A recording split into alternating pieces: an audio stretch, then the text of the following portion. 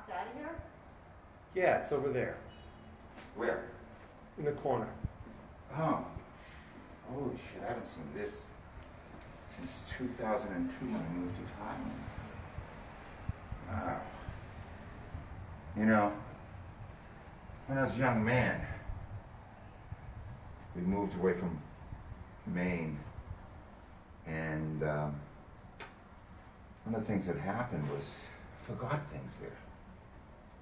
My teddy bear, but more importantly, this little wooden toy boat with double funnels, and it was so waterlogged that it floated in the bathtub like an ironclad.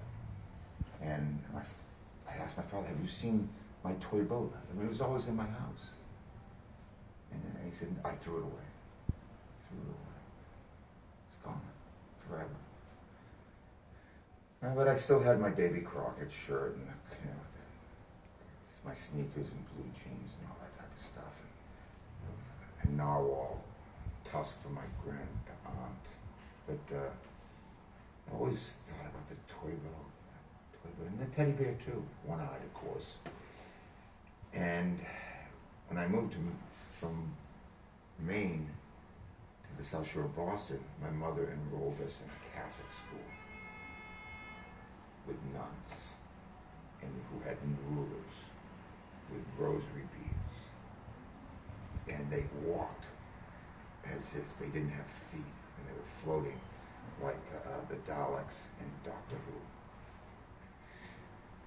And some of them were really good, and some of them were harridans. But Sister Mary Goretti was great, as was Sister Mary Osmond. And Sister Mary Osmond was from Egypt, and she one time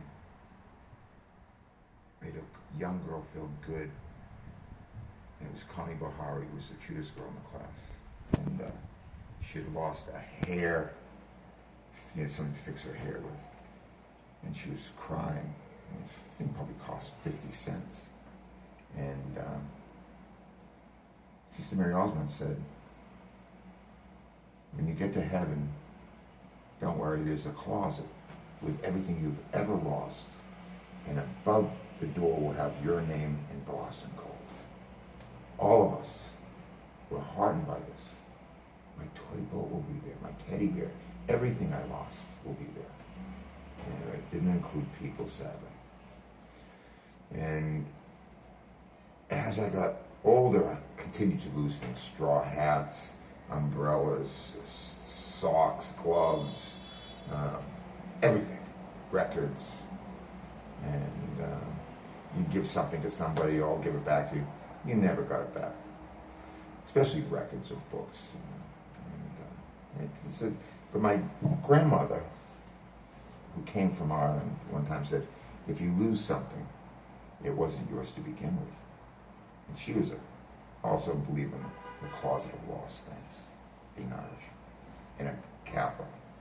So years go on, and as I say, I continually lose things. And I move off to Thailand, and I leave this box here with Andrew Kozak, who called me the other day and said, he's moving out of New York. He said, "I have this box for you." And he asked me, he said, are you surprised at the box? I said, "No, I have thousands of things in boxes and closets all around the world.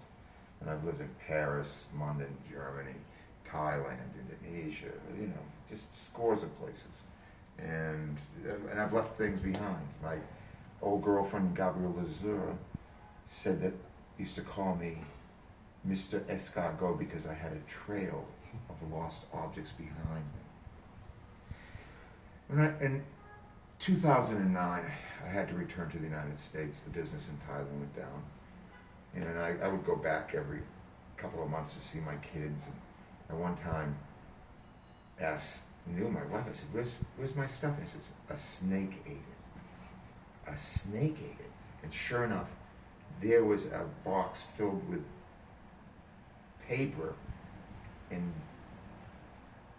snake shit.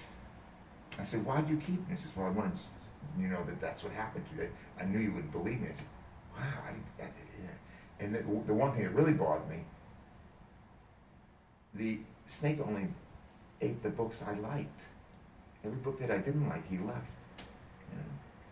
So I come back to the United States, and my friend Juliana says to me, you have a box here. Where? In the closet. Of my things? Yes. What could I have? I couldn't even remember what was in there. You know, but I said, closet of lost things. She takes it down, gives it to me, and in that box are some old passports, you know, some other things, an old knife from the 1850s, but also a bag of gold jewelry, and one bud of this big, which had been in there for about 10 years.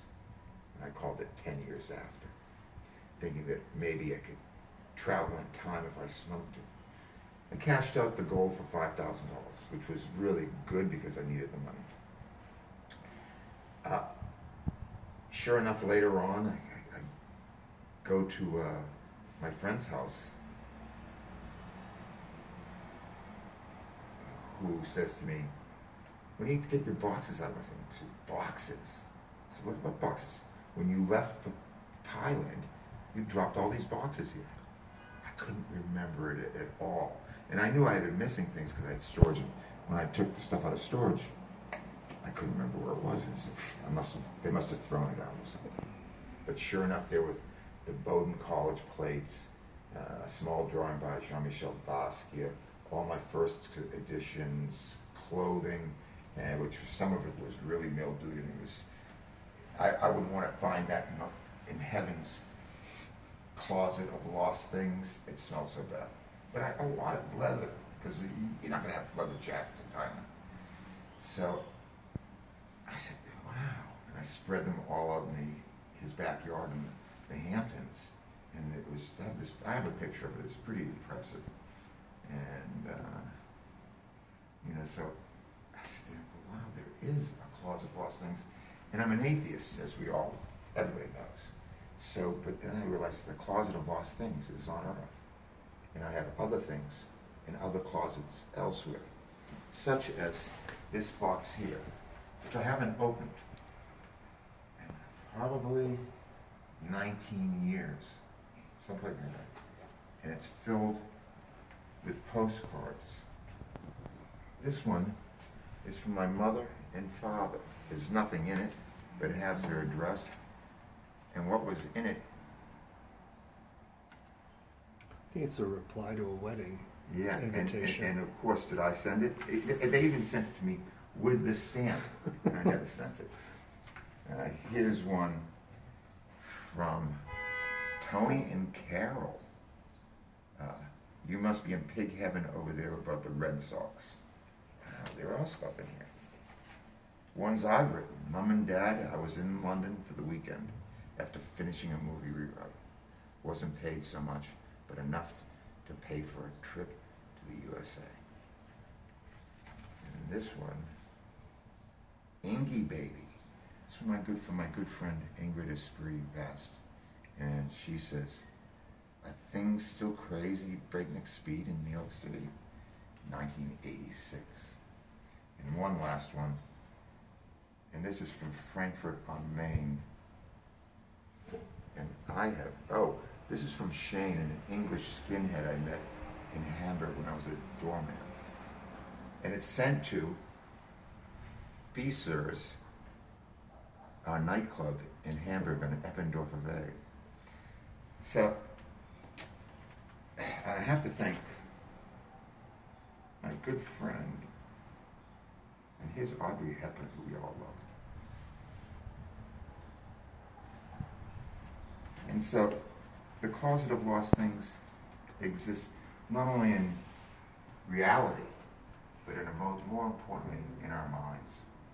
Because this is bringing back memories of things that never happened, or things that did. Castle Mountain.